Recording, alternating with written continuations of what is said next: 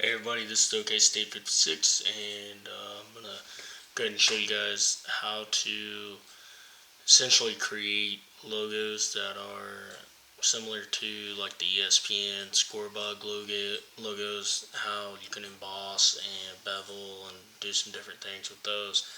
Um, if you guys don't know, I have a Missouri high school football mod that I am starting, and I've begun that process of embossing and beveling several of those logos. So this right here is the Blue Springs High School Wildcats. I chose this logo just I think for ease, but it shows several of the elements that we can play around with. So first off, I've got a little bit higher quality logo here that I like. So um, one of the things I like to do is start out by separating all of the layers.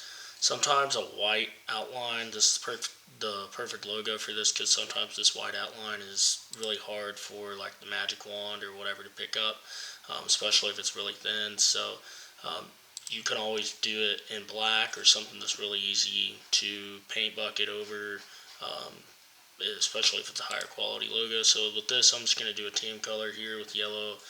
Um, Go ahead and select my magic wand and then highlight all of the outline, copy paste. I've got my own layer there now.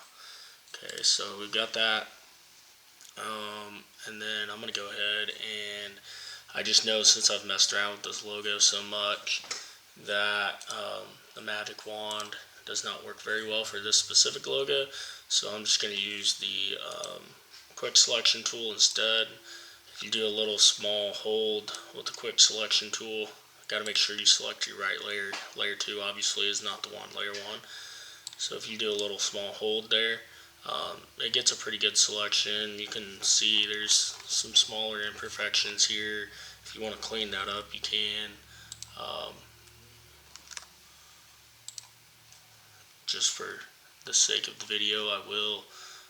But you can get some of these lines up here a little bit, just a tad bit cleaner if you want to, and go from there. We'll probably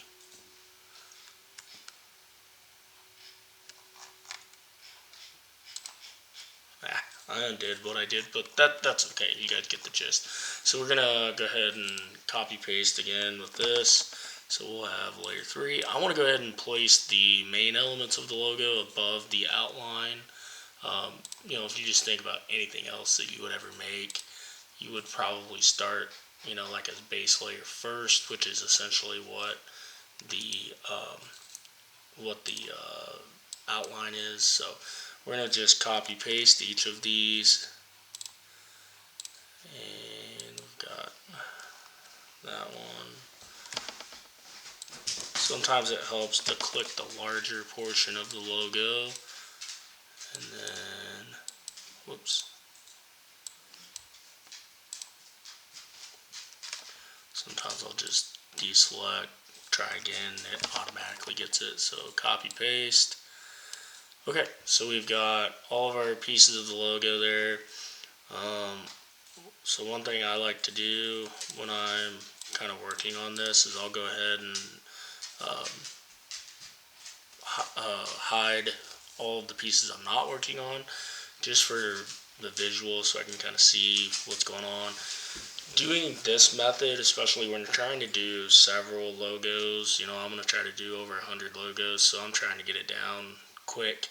Um, one thing you can do is just leave this base layer here, because as you select each of these layers, there's going to be a small little line of transparency in between each of them. So um, once you're done, you're going to have these, like I said, just these small lines of transparency. If you get rid of this and you have each of these, you can see how the quality of the logo just doesn't look as good.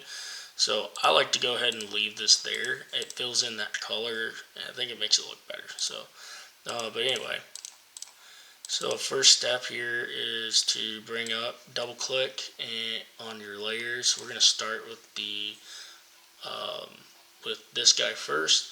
If, let's say this was still white and I wanted to make it yellow, I would go ahead and start with the color overlay, which I'm going to do that with my other layers. Well, actually in this logo I'm not going to, but you could do that. So you've got that. You could do Bevel Emboss, which is what I like. I've got some really good settings already in this. As you can see, this looks really nice already. That's an emboss. If you look at the line here, as you do this, you get some sharper lines, but you also get this big, like raised shadowing effect. A lot of times for the outlines of a logo, I don't really like the way that looks as far as the shadows, so you can play around with that a little bit. You can also play around with the chiseling, and as you chisel hard, you'll get more of a finer line on the outline, and you'll get like some real fuzzy looking lines with that. So a lot of times I like to do like 3 to 6 on the soften for pixels, and that makes it look pretty good still. I haven't played around with chisel soft much. I find that usually smooth and chisel hard look the best. So I'm going to do this, and then I want to show you guys inner bevel as well. So inner bevel, in my opinion, for the outline is what typically looks the best, because you get rid of that embossed look. But anyway, I think that's probably what I would go with right here. Again, you can do soft. That looks a little softer. That's probably a little too soft for my liking. So chisel hard, and then I might go, a couple beats up on the pixels for softening, and I like the way that looks. So I'll call that pretty good.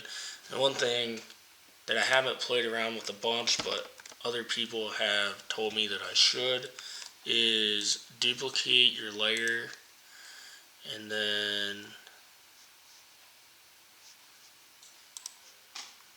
I'm not sure what's happening right now. Oh, this guy popped up. So yes, so I accept that. Okay, sorry about that. So I'm gonna go ahead and delete the effects for layer 2, and I'm gonna hide it. What I could do is I can actually rasterize this, and then so now it looks like that, but then I can do this, and let's say if I wanted to, I could bring that below, and I could, if I really wanted to, I could do like, I could get rid of this, and I could do like an additional stroke of some sort.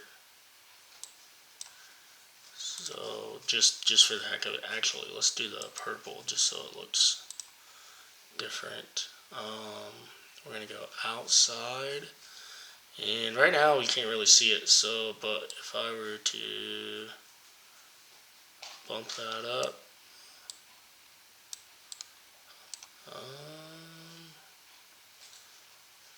that's kind of interesting.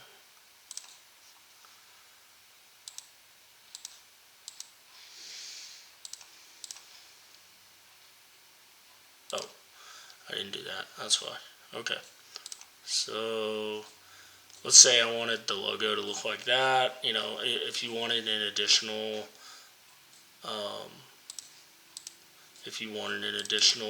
stroke, sometimes that makes it just look a little bit better to separate those layers.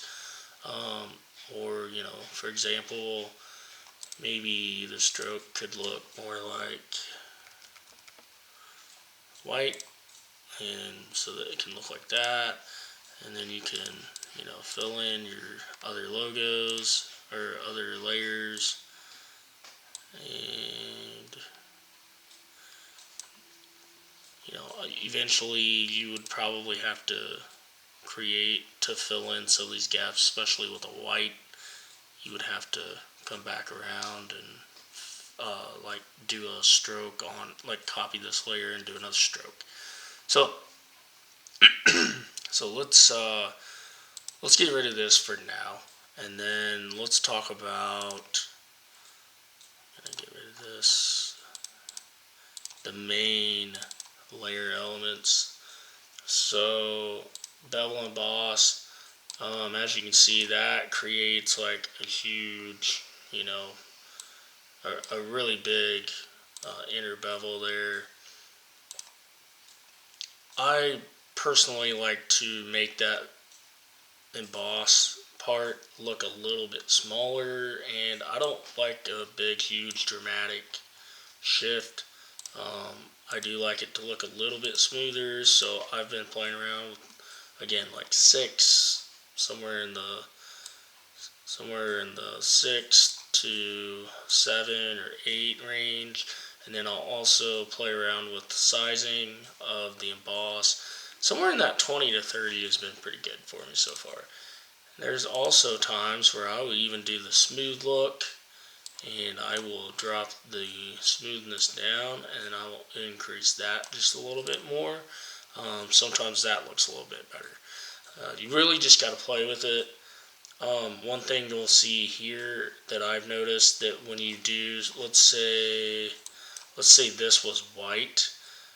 As you know, like as you can see, this I think this looks pretty good. The highlights are playing off of it well. But if you were to do a color overlay and we were to make that white, you can see it's got some nice, good, like you can tell that this is white, obviously, but you've got some really nice, good shadowing. If you go with the, I believe it's the default number is like 38%. Watch what happens to some of this highlighting. Okay, so that happens versus, so it kind of decreases that as you go down in numbers. So sometimes you'll have to play around with that as well. And then I believe the other big thing I did, I think I changed the highlight mode to linear light. I seem to like that a little bit more. And I actually went with a darker gray color. I could be wrong, but I think I went with a darker gray color on this as well. So again, just play with it to your liking. We're gonna delete this. So let's bring back our.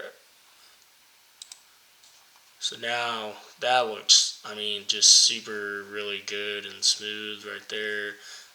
But we could do that for each of these layers. I'll just go ahead and do that really quick so we can finish this up.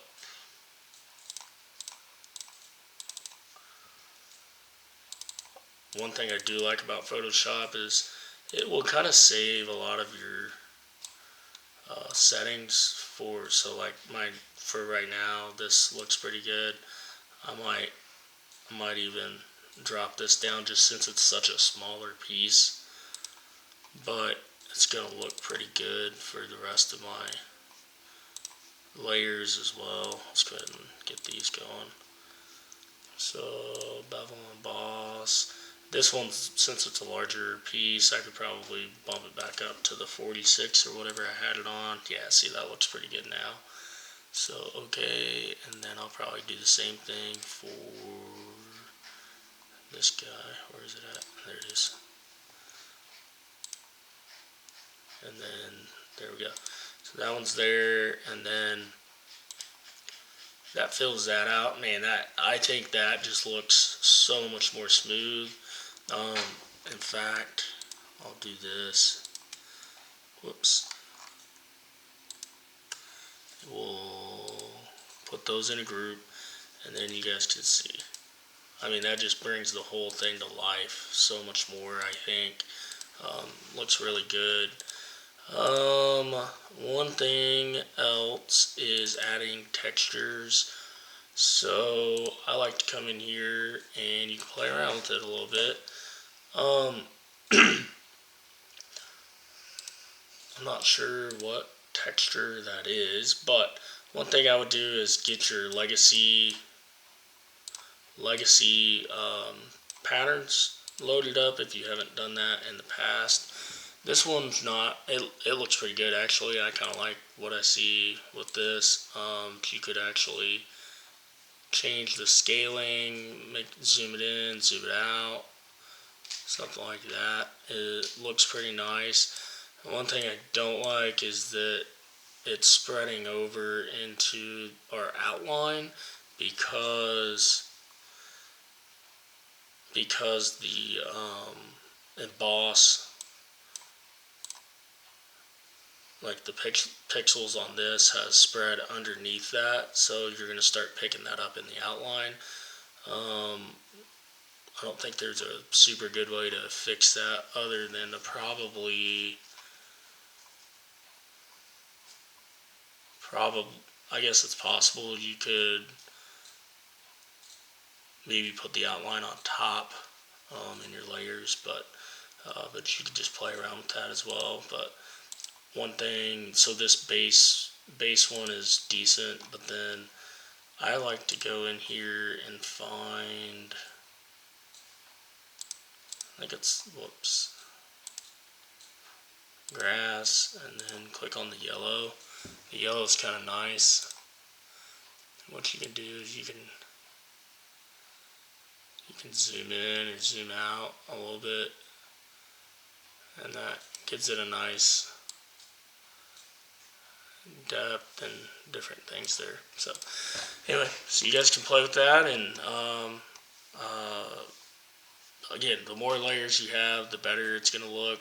I know some people have even done, for example, like they might even do like rasterize this layer and then come back in and do like another stroke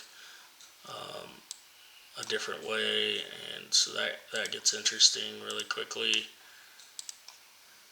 So I guess I don't really have the best color for that. Let's do this so we can determine the difference between the two. So these are the same. That one has a stroke. This one does not. So what I would probably do is like do that instead. The only issue with that is that like if we wanted the outside for it to be a stroke, you can always add an additional stroke to the outside, but it's also going to show up on the inside. So well, I didn't do it right, but yeah, so you guys can try that and play around with it.